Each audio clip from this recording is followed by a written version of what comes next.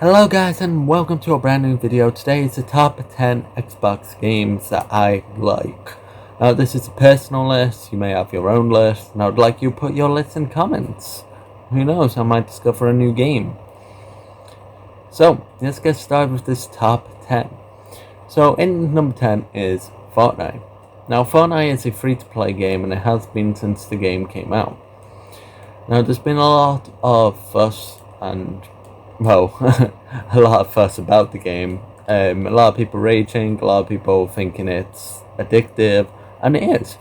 I mean, I'm playing off a lot of it, and to be fair, it's a pretty basic game. You land on an island, you fight to become the last one left. And it's a pretty nice game, but it's not got much going for it. I mean, after a while you spend that much, you kind of feel like you need to play it.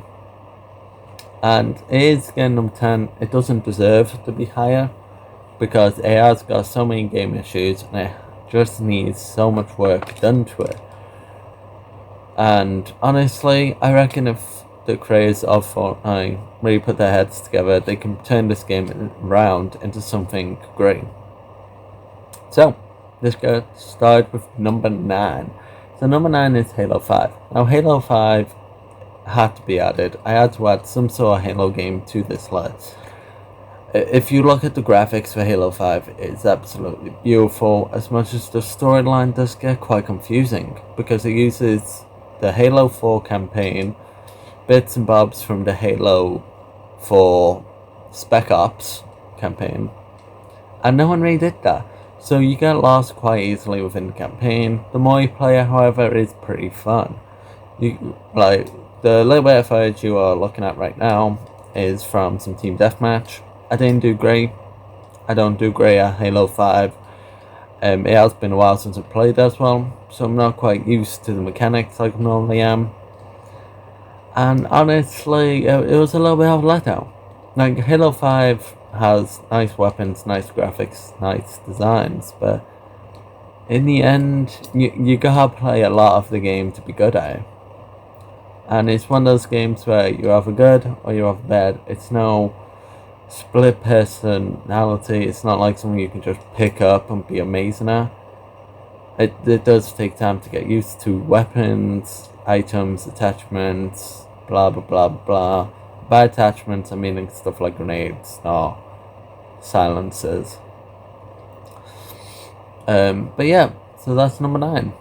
Spot number 8 is actually Battlefield 5. Now Battlefield 5 is it's a very nice game. It's very well done. The graphics on the game are absolutely amazing, and they do deserve to get more notice. Now, as much as Battlefield 5, it can be quite pricey from time to time. If you look out, you can pick it up for about £10, and honestly, it is well worth it. You're able to play however you want, whether that's rushing, assist, sniping, and the game's pretty well rounded with how it works. I mean, there's certain points, once all the points are done, they respawn, and you basically just keep playing until a team has run out of reinforcements. And for that, it is pretty good. It is very team-based, and honestly, if you're on your own, you can still have a lot of fun. And that's why it's got in space number 8. Because, honestly, being an open world combat game that is very realistic, it's got a lot going for it. What means it is a good thing. I am sorry about the background noise. One moment. Sorry about that, guys. So, number 7. Number 7 is actually Minecraft. Now, when Minecraft first came out, it was quite a mystery. It was quite enjoyable. But over time, you start learning all of the little bits and bobs about it, crafting recipes, combat controls, what item is better. And it can get quite boring on your own. They added, obviously, servers, and we're getting new updates, and it's starting to pick up a hype. But in the end, Minecraft is better when you have multiple people to play it with. And honestly, it is. you can have so much more fun. Like, some of this footage is actually from a realm that I am a part of, and honestly, it's really nice. It's got a real nice community, and that's why Minecraft has that replayable content.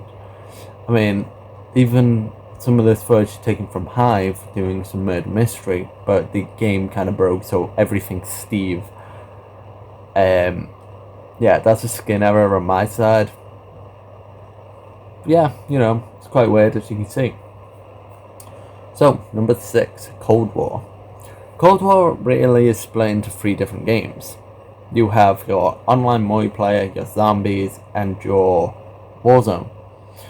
So, I play an awful lot of zombies when it comes to this game, and that's because it's as boring as it can get. There's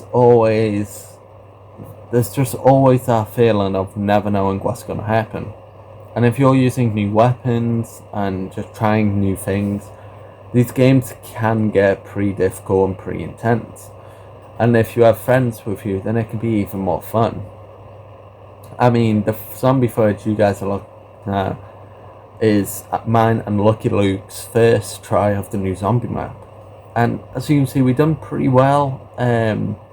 We managed to pack a punch. We didn't last an awful long time though, because it's a brand new map.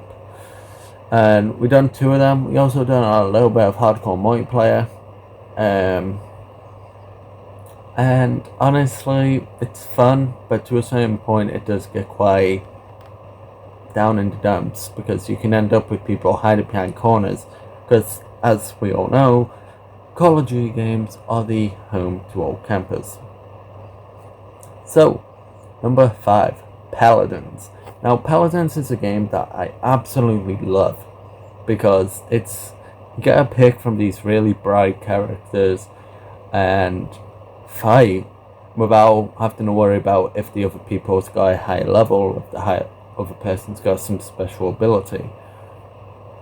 And honestly, it takes the stress out of combat, but it keeps the fun. And I mean, from the footage you're looking at, that's after not playing it for a year and a half, because I've been caught up with other stuff. And honestly, I done amazing. I died twice in the 2 games I played, and my internet went down, so I don't have an awful lot of footage.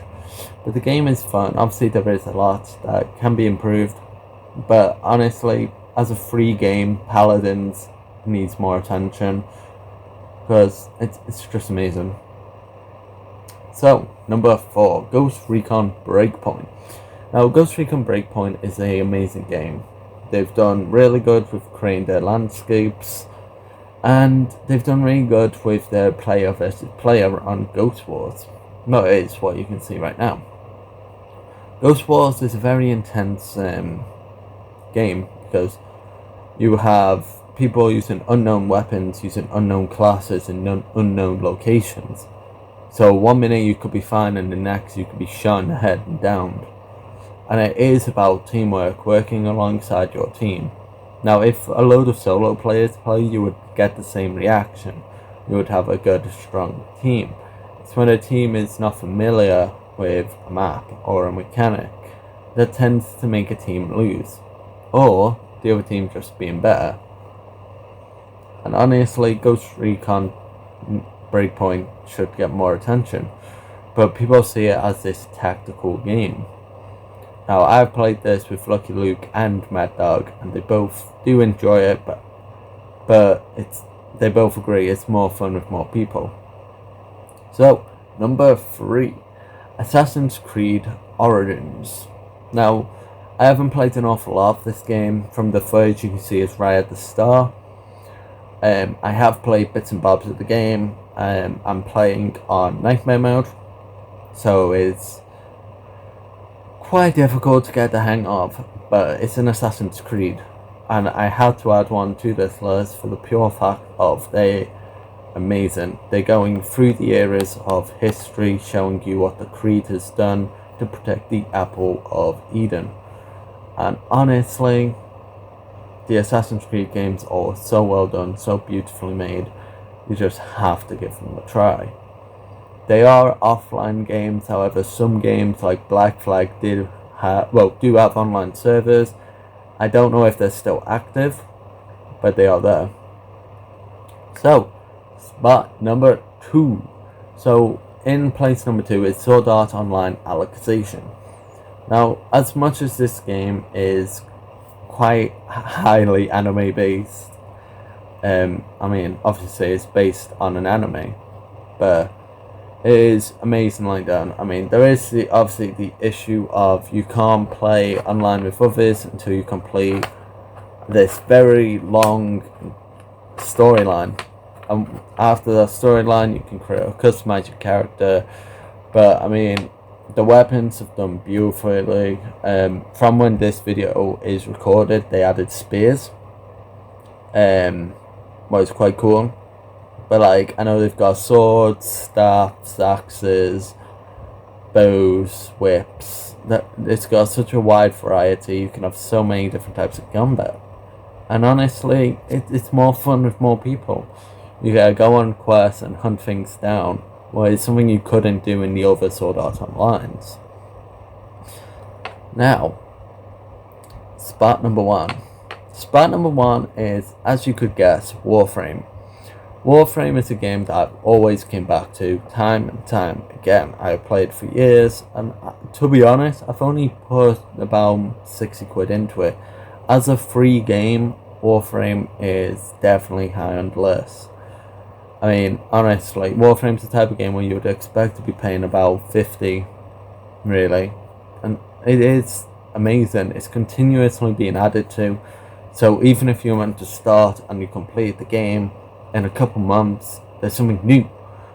And they keep this playability because there's so much to do. And honestly, you could spend about 10 years playing this game and still not finish because the full story is not even made yet. And this game is literally designed so amazingly, and the creators should get a load of respect for it. They've got conclaves, you can do your player versus player. They've got an intense story, a lovely multiplayer, massive open worlds, quest lines like you wouldn't believe. And honestly, it's a must try. So I hope you guys have enjoyed this video, and please do like, comment and subscribe, and please leave your top 10 favorite Xbox games in the comment section below. Enjoy, and I'll see you all in the next video. Bye guys.